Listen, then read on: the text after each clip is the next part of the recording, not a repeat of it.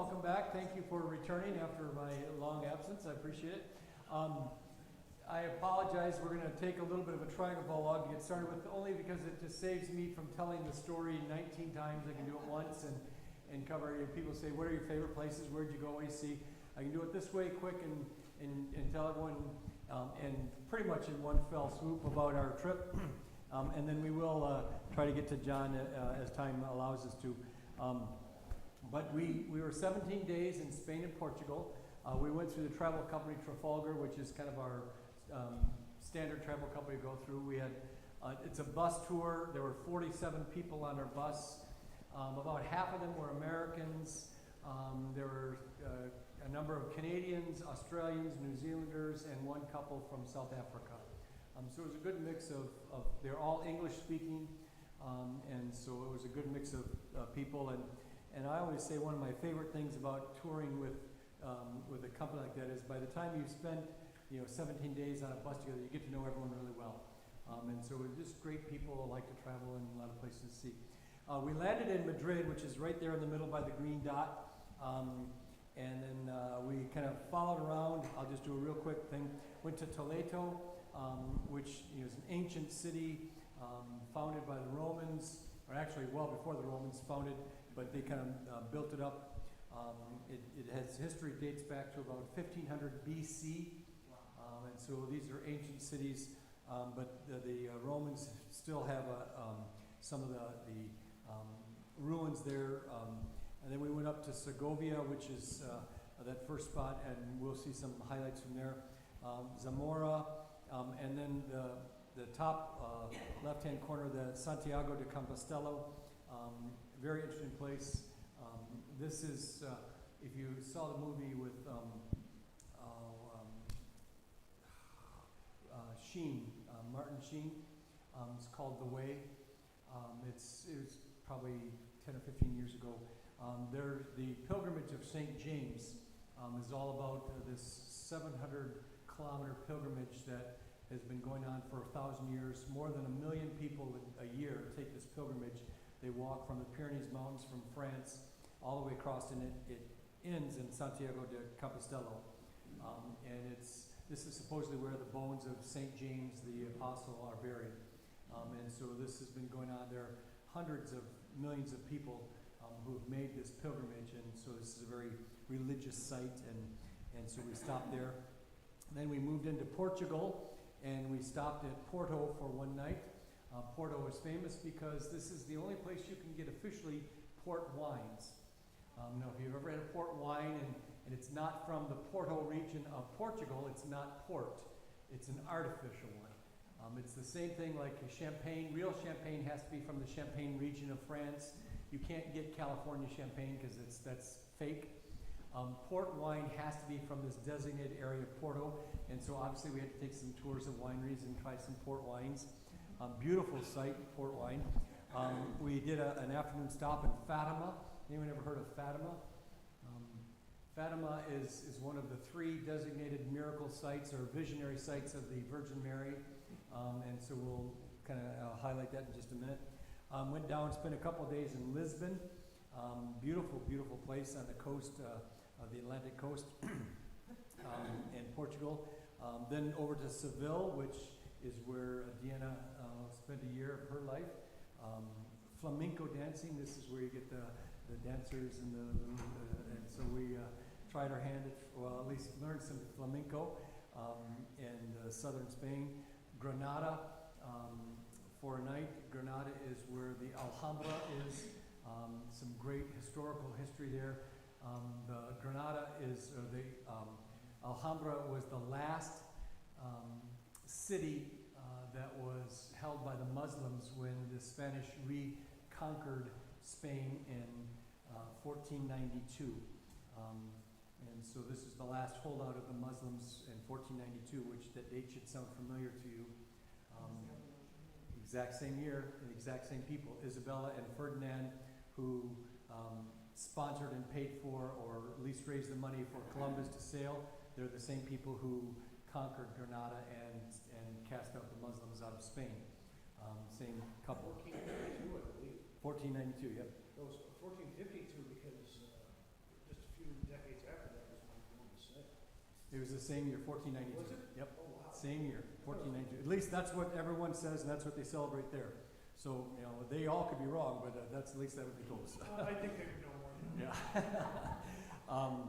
And then we went up to Valencia, the third largest city in Spain, and then we ended up in Barcelona. It says for 2 nights, but we stayed a couple extra nights and just did some sightseeing there. So that's kind of the grand trip, a picture of our time in Spain, so you can see kind of the outline of the tour we took. This is Toledo, and the partner city is Toledo, Ohio, so obviously they did that. Beautiful city built on this river. The ancient structures, the bridges are still Roman bridges. Right behind the river, on the top right-hand corner, there's a bridge that was built by the Romans 2,000 years ago. They're still there. So just these ancient, beautiful sites and cities. And so just the history behind them, the cathedral, the church there is the center of the everything that's going on, and the culture, very faith-based culture in Toledo. And so one of the things that makes Toledo famous is this painting. Now, I had not heard of it, but Amy had. Maybe some of you had this maybe, I don't remember what it's called. It's there it is, the Burial of Count Organs. This is a world-famous painting that's on the sides of this church that just describes the death of one of the counts, and he's taken up there, but it was painted in the 12th century and still, on the side of the church, and it's about the size of this wall. So it's this huge painting that's there, and so we all had to stop and look at the painting and and it's pretty cool. You see the sense of reverence there, and there's lots of imagery that went into the painting, and it's just kind of cool that becomes the most famous thing that's in Toledo. Then from there we went on to Segovia, and this is the Roman aqueduct, built 2,000 years ago. Still today. Now, when you look at that, it's that particular aqueduct is 14 miles long that brings water from the mountains, and there was no mortar used. All those rocks and all those bricks put together are just held together by gravity. So they shaped them and rocked them, put them together, so that they're just there, and they've held the test of time for 2,000 years. If you come to the top right, there's some staircases. So I went all the way up to the top and could look down the top of that aqueduct. There's still water running in it. And for 14 miles, they were able to engineer the grade so that water would flow from the mountain streams into the city, and it still functions today. Now, they don't use it as drinking water, but they still use it as for watering their gardens and watering the city. But it's just amazing engineering that they had. Today, we would not do anything, consider that as something, but it's just an incredible sight to walk up on and see that this is, when we think of old in our country, we celebrate a century farm. If the farm has been in the family for 100 years, we put a sign up, we say, wow, isn't this great? They look at something 2,000 years old and say, this is special. So that sense of history and depth is so powerful. And so that's at Segovia. And let's see, here just, I don't know if you recognize those, just so that I didn't just pull these off the internet, those are for real. So from Segovia, we went to Santiago de Compostela. And I thought that was interesting. I pulled this off because, like I said, more than 1 million pilgrims a year make this trek. And there's actually 12 different routes that make this trek. The longest one is more than 700 kilometers. The shortest one is just over 100 kilometers. And they walk it every year. And they've been doing this for more than 1,000 years. And they are all in search of some sort of spiritual awakening or miracle. Because when they get to the end, the cathedral that you see there behind is the largest basilica in Spain. And there are supposedly, and I think I have a picture, supposedly the bones, this is the bones of St. James, the Apostle James. Whether they are or not, that's it's up to God to know. No one knows. But there is a tremendous sense of trust and faith by millions and hundreds of millions of people who believe that this is where St. James came after he left Jerusalem to come and evangelize. And this is, you can go in and pray to these bones and light your candles and do your things. And they make this pilgrimage, this quest to come and be enlightened and have your sins cleansed. And by making this pilgrimage, you are atoning your sins with God. Yeah, and that really is exactly my feeling. We had, whenever you go to a place like this, we've got our tour director that stays with us the whole time, but you have to have a local tour director that gives you, it's a national law. So you have to hire the local tour director. And these local people are absolutely convinced in their heart that this is their faith. So that when they give us the tour of the basilica, and we go around and we look at these beautiful pieces of art and history and the sense of reverence as she took us down to walk past us. I mean, she's almost like she's in a state of trance, talking that she's in the very presence of the bones of St. James, and that God is giving her some sort of spiritual blessing because she's leading people through this. The sense of works righteousness that's engaged in this is in one sense, I wish we had that kind of dedication. In another sense, it just breaks my heart because it's not the faith of the Bible. And I see people all over that are coming, and literally the day we were there were hundreds and hundreds of people with backpacks and hiking poles and little kids and old people. And when I say old people, I mean 85, 90 years old that have walked. I mean, this is the last walk they're going to take of their lives. And they've spent months and months and months trying to accomplish this so that God would receive them into heaven. And you just say, where's the gospel? Where's Jesus? And it's all based upon what I'm doing to prove that I'm worthy of God. And it just really hurt me to see this. This is also where we had our octopus. Because in Santiago de Compostela they're famous for their octopus dishes. And so you have to have octopus. Now, I made Amy try a bite, and she got through about 2 chews before she couldn't take any more. I had a whole plate of it. It was awesome. I loved it. What's it taste like? What's the texture? It's kind of chewy, and they boil it. It's chewy, and they boil it. It's very salty. They boil it in salted milk, and they serve it over like a mashed potatoes, or sometimes just like potato chunks. It was good. I loved it.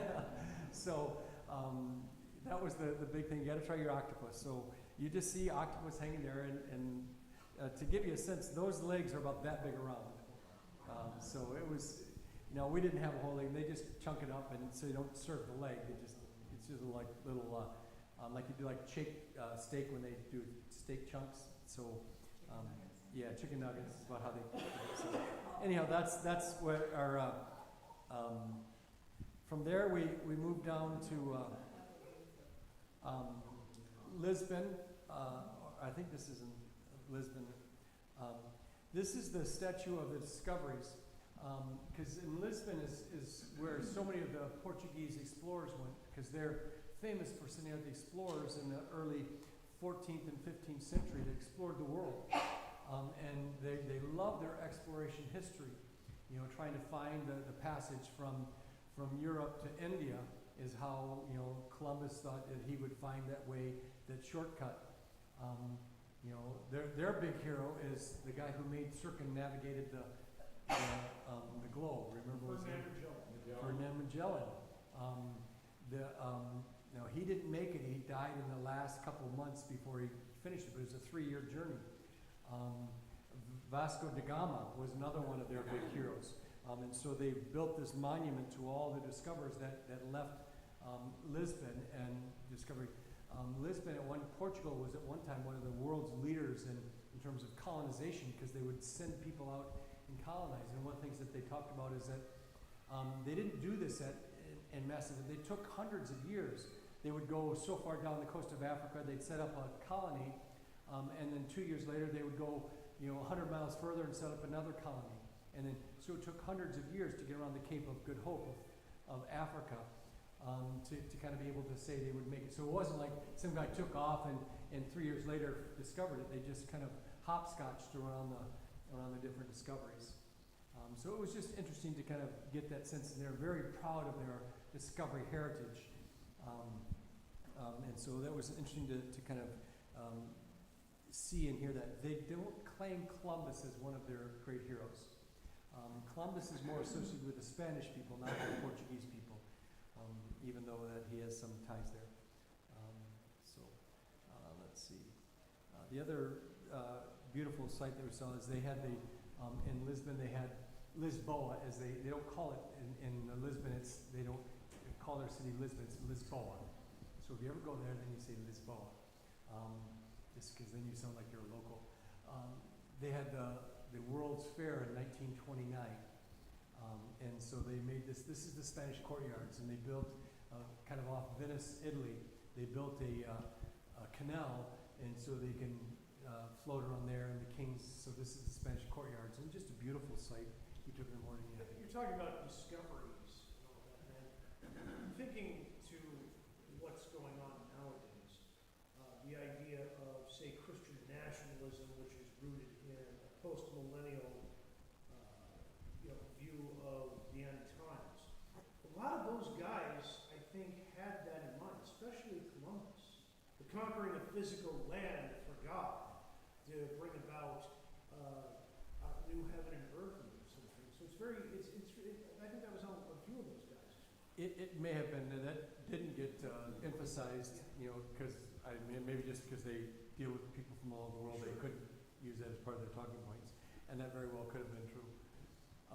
They did talk about guys like Magellan and da Gama being just tyrants. They were very clear about the fact that these great world sailors that discovered the world were not very nice people. If you're going to take a group of 40 or 50 men on a 3-year trip around the world and you don't know if they're going to come back, you can't be the nice guy. I think da Gama or Magellan started out with 280 people and 18 made it to the end. And he wasn't one of the 18. These were treacherous kinds of experiences. So this was just a beautiful city. If you ever get there, this is an amazing site. It's built for the World Fair. They also have a statue on the other side of the river in Lisbon, like the statue in Brazil, the Jesus statue, Christ the Redeemer. They have a model one. I don't know if it's modeled after it or before. And so we went over and saw that. You can kind of look over the city. It's this beautiful Christ Redeemer. So Christ is there, and it's center, but it's more of a tourist piece than anything else. And so we had to take a picture of the Christ Redeemer. From there, we went on to Fatima. Fatima was really interesting. For those who don't know the history of Fatima, I think it was 1923 or 1929, I don't remember the exact date. This tiny little village, know-nothing village, 3 young girls, ages 10, 8, and 7, claimed to see the Virgin Mary. And she showed up on March 23rd, and the Virgin Mary announced to these 3 girls that for the next 6 months, on the 23rd of each month, she would appear to these 3 girls and give them information, visions. And for the following 6 months, on the 23rd of the month, these 3 girls would have revelations from the Virgin Mary. And supposedly she predicted the rise of Adolf Hitler, the end of communism, the fall of the Berlin Wall, the attempted assassination of Pope John Paul II. All of these world hit, and these were all predicted in these 6 months from 1923 or 29, whatever it was. And the word got out very quickly that the Virgin Mary was showing up on the 20th. And so people began showing up on this 23rd for next. And so on the last day, there were hundreds of thousands of people that just flocked to this last thing. And there was supposed to be this miracle. And the sun was blotted out and it shimmered. And so hundreds of thousands of people supposedly saw this miracle of the Virgin Mary appearing in Fatima, Portugal. Since then, it's been declared one of the 3 confirmed confirmed sightings, according to the Catholic Church, of the Virgin Mary in all of Christendom. Today, if you go there, I think it's the largest tourist attraction in all of Portugal. And this particular site, from where I'm standing down to the chapel or the church, is about 250 to 300 yards. It's a huge site. And you can seat about 250,000 people in the courtyard. And every pope, since they built this, has been there, and they give Mass, and I guess it was the Basilica. And a lot of the Christians who are dedicated Christians will do the pilgrimage of St. James across to Santiago de Compostela, and then they will continue their pilgrimage, and they will walk all the way down to Portugal, to Fatima, and they will do the last portion of the pilgrimage. If you can see that white stripe, they will walk it on their knees. That lasts 200 yards or 300 yards, and you can see the one lady on her knees, and her husband or friend is walking with her, accompanying her as she walks. And we saw dozens of people walking this last section on their knees as a way of dedicating themselves and praying for a miracle or God's blessings or whatever it was, to show their commitment to the Lord. Maybe you should call them dedicated Catholics rather than Christians. Well, I'll let God just make that distinction, but that's what they're doing. And so this is they get millions of visitors a year that come to commit themselves to that kind of faith. The other thing that was rather interesting, on the left-hand side, you can kind of see a white building over there. There's a worship service, a Mass being celebrated. Anytime Fatima is open, and I think it's open from like 6 in the morning till 8 o'clock at night, there's Masses going on. So there's priests conducting Masses all the time, so you can come and you can sit down in Mass, and they're all in different languages. And so at 8 o'clock is Portuguese, at 10 o'clock is French, and at noon is English or whatever. And so there's Masses going on all the time. And then just behind that is where you can light your candles to receive the blessings of the Lord. Now, you've all heard of lighting a candle as a Catholic Church. I didn't really understand the theology or the doctrine or the meaning behind lighting a candle. You don't just, when we think of lighting a candle, you've got kind of those boxes or rows of candles, and you go up there and you light a candle and you put a couple cents in the box. That's not how you do it here. Behind this complex are a series of booths, and they're numbered. I saw the number as high as 53. And there's shopping booths where you go and you buy your candles. And each booth buys candles, and you buy different sizes candles depending on how much you want to invest in your prayers or your desire to receive from God. Now, the smallest one you buy is about 12 inches tall, and it's about this big around. And those are €2 or €5. You can get bigger ones, and they come in increments. The tallest ones I saw were 8 feet tall, and they're about 2 inches around, and those are 25 or 35 euros each. Now, once you buy your candles, then you go to all these booths, and people are standing in line to buy candles, and they're by the hundreds and hundreds and hundreds of people buying candles. Then you go back around and get in line, and I literally saw dozens of people that would have stacks of these 8-foot candles, just stacks of them over their shoulder, and stand in line. Now, it's 95, 98 degrees, and stand in line heat for over an hour to go to light these candles, because they're taking them on behalf of their loved ones, their family members, their community, whatever, to light their candles. And I thought, okay, you're going to go in an area, and it's designated where you light your candles behind this. And what it is, you stand in line, and you wait, and as you finally get to the place you lit candles, you walk in front of a blast furnace, literally a gas furnace, and you throw your candles in, and then you walk out. And they melt down the candles, and they make new ones, and then they sell them to you again tomorrow. And that's all it is. And somehow through this process, we have convinced these poor souls, and I say that genuinely, these poor, naive, deceived souls, that this action is going to merit God's grace.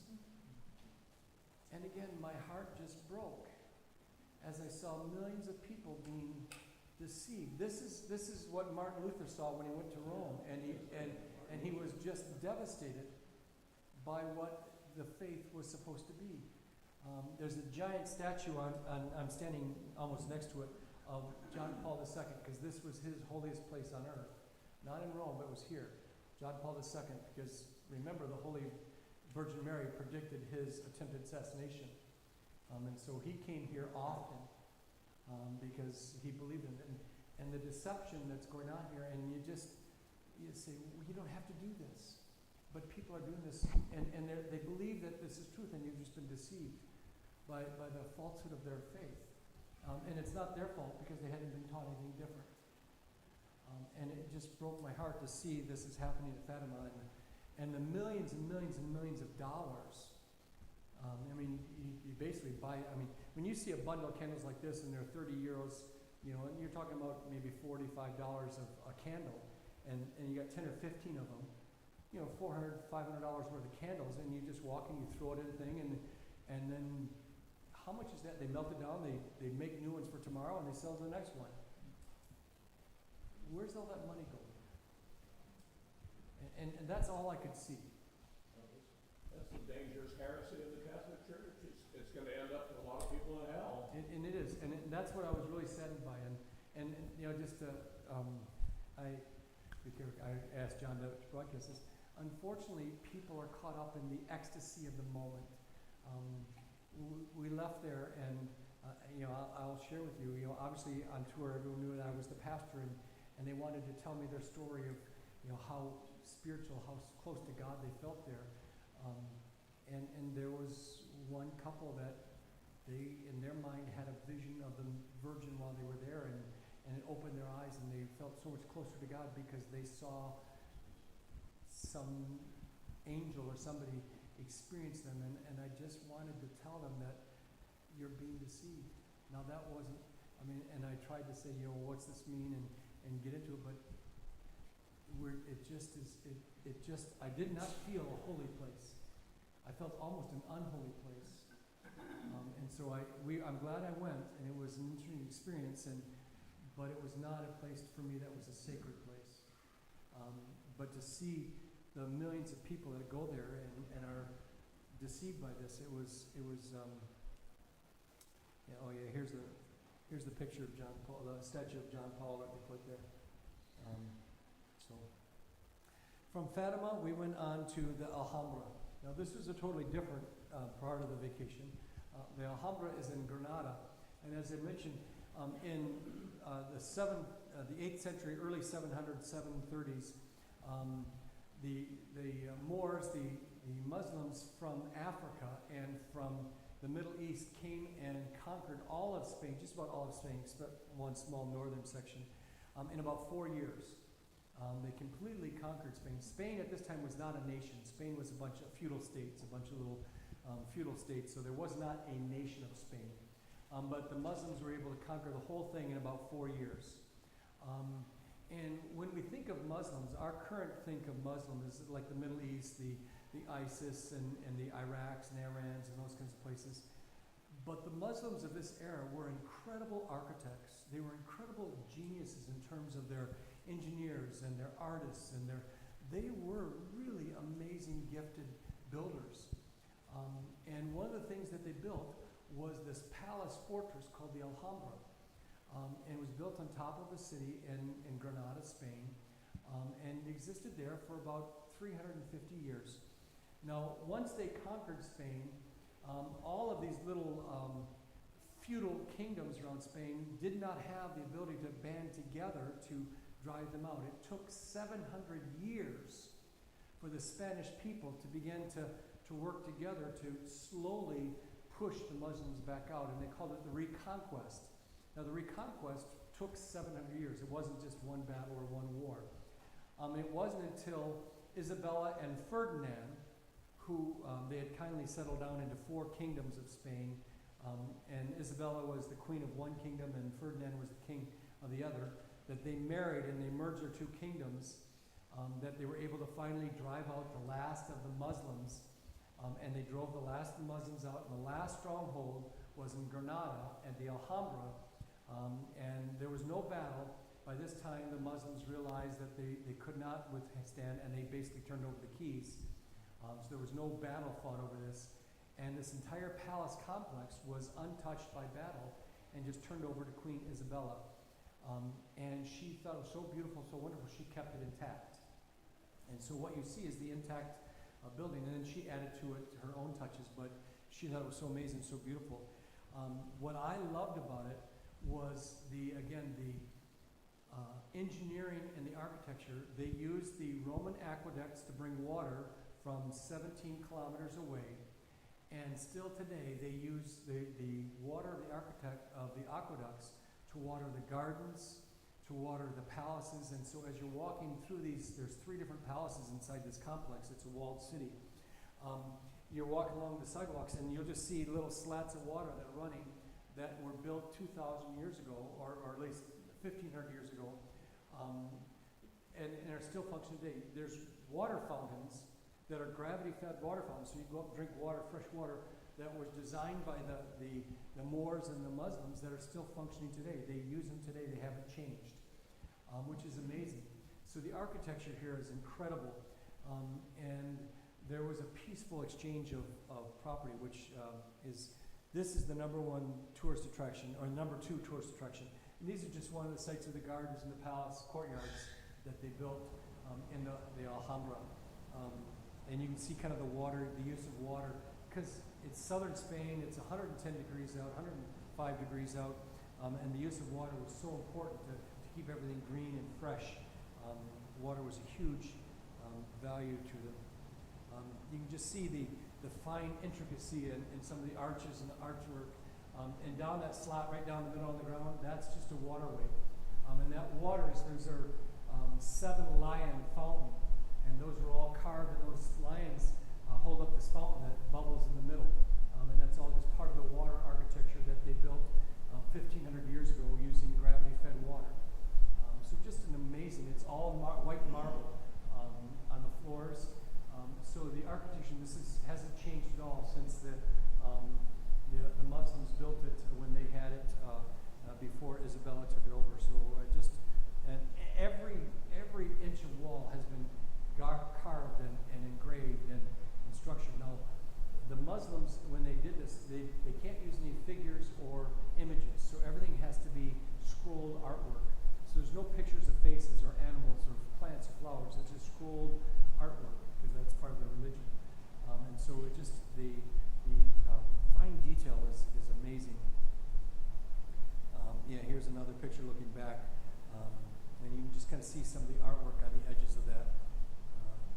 This is what all of it looks like. You can see that very carefully. It's just all over. And this complex is, I would say, maybe 50 acres. The size of this complex is just huge. And there's 3 sets of gardens. 3 sets of gardens with flowing water. Again, none of this is pump fed, it's all natural gravity fed, and these water fountains that keep everything going. So this is just this beautiful garden that's been there forever, and it's still there today, the Alhambra. Just in case somebody wonders, this is the bull ring. We did not get to a bullfight. This is in Madrid, or this is in Barcelona, I'm sorry. This is one of the Barcelona bull rings. That's still active. Barcelona only has, no, this is not active. This is an old bull ring. Because Barcelona outlawed bullfighting. Only parts of Spain has bullfighting. And it's diminishing. They used to have bull ring fights that were 80,000 people. Now they're down to 10 or 12,000 that show up. Soccer has replaced it, and they're just going to, as a culture, they're just going to let it shrink. They're not going to outlaw it. They're just going to let it fade on its own. That was kind of the way we were told. There still is a very passionate, small minority of people like to go. I would have liked to gone, I think I would have liked to gone, but it just didn't work into our schedule. But there is bull rings, and you can still see them.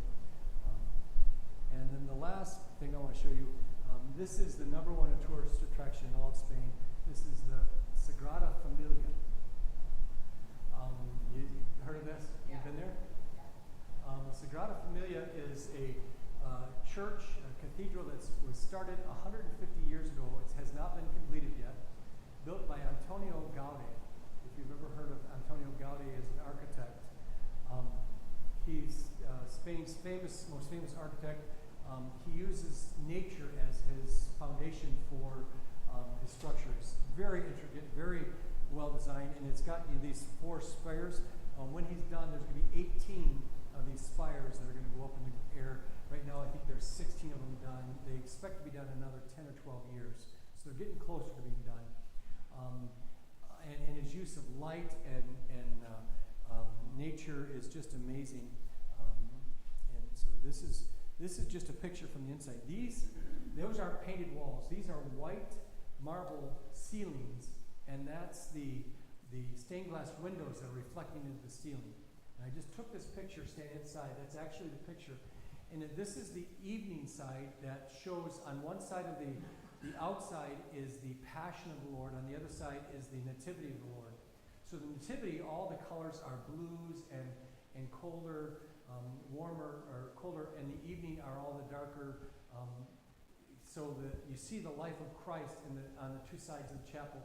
On the front end is going to be the Ascension and the Ascension into heaven. That's the side that hasn't been built yet. And they're working on that. So you can see kind of the whole life of Christ by the outside construction. Now, Gaudi died in 1928, but they're continuing with his plans to build it according to his plans. Now, why I mentioned this one, again, kind of to bring it back to full circle, this giant cathedral, the #1 tourist attraction in all of Spain, is huge, massive, and it's 150 feet tall inside, these wonderful pillars. Incredible. They told us tourist money brings in $125 million a year to tour this cathedral.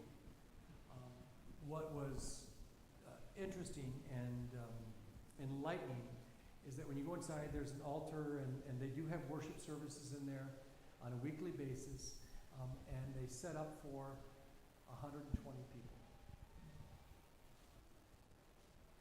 It's set up and designed to worship 120 people, which is just devastating. When you think about this, they're bringing in $125 million in tourist attractions, and they can get 120 people. That's how many chairs they set up. Now, I don't think they fill them all. So what are they building? A church or a Disney World? And while it's beautiful and it's gorgeous and the design and the light and everything's incredible, what we're missing is, where's God in this? Where's faith in this? This is an altar to Antonio Gaudi. It's not an altar to the death and resurrection of our Lord Jesus Christ. Everything we heard was about the builders, was about the use of light and design and all those things. There was nothing about to whom was this built and for what reason. And so, again, I love these trips. I think they're important, but they are a reminder of what's really valued on our trip. So I know this is a quick trip through, and it wasn't really all the things you wanted, but I do want to just share, when I go on these things, they're not just a completely secular visit. I kind of bring my faith with me and share my experiences with me. And I think about you when I'm there, because I think about these things, because how sad it is. And while we don't have $125 million to spend on our sanctuary is a place where we see Jesus Christ, and that should never change. And that's the focus and the attention is here. So that's all I have. I think we've got about 3 minutes left, and I apologize for taking too much time, but I hope that was just a highlight, and I don't have to, that at least satisfies some of your taste of what our trip was about. Any questions or thoughts, comments? What percentage of the people on your trip were Catholic? Most of them? About half, I would guess. About half. There was one family of 16, like 3 generations, and there was intermarriage between Methodists and Catholics. And so a lot of the Catholics would go and light the candles at the different cathedrals and stuff, and the Methodists would just take pictures. It was the husbands and the wives. So the wives married Catholics, and they would take the children, and the husbands would go drink beer or go do laundry. The husbands were often sent to do laundry. Did you buy a leather belt when you were there? I did not buy a leather belt. I did buy some cork. That was the other thing I learned. A lot about cork. Portugal makes 50% of the world's cork. I didn't know there was such a thing as an oak cork tree. You know, cork comes from oak trees, a special tree. And 50% of the cork in the world comes from Portugal. And I didn't know that. So, and to get cork, a tree has to grow to be 9 years old before you start harvesting it. No, 30 years old before you can begin harvesting it. And then you can only harvest it once every 9 years. So yeah, when you're driving through Portugal, you'd see these trees and all the bark would be peeled off it because that's where they take it from. And they would put a number on it. They'd paint a number and say like number 4. That meant it was harvested in 2014, so you can harvest again in 2025 or 2023. So you'd see these trees and it'd just be down to the bark, and that's tell you when they could harvest the next one. So yeah, cork. There's a lot of olive oil, a lot of port wine, a lot of some sherry. I did learn about Portuguese chickens. The national bird for Portugal is the chicken, which you didn't know why. Didn't you know why chicken is the Portuguese bird? Oh, it's very important. Apparently, before Portugal was a nation, they had a feudal king, and this king was a very righteous and good king, but his son did not follow in his footsteps and got in trouble bad enough that he deserved to be punished severely to the point of death. And the king had to decide to punish his own son and sentenced him to a righteous sentence of death, but said the only way he could commute a sentence if there would be some miracle. And the night before his son was supposed to be sentenced, a chicken began to speak, and so his son was spared, and they declared the chicken as the national bird of Portugal. I swear on a stack of catechisms. They had too much pork to drink. He might have had too much pork. That's probably it. But that's why chicken is the national bird of Portugal. At least that's what we were told. So, anyhow, thank you very much. Let's receive a blessing. The grace of our Lord Jesus Christ and the love of God and the fellowship of the Holy Spirit be and abide with you always. Amen. Next week we will do John. Thank you. Thank you for your patience.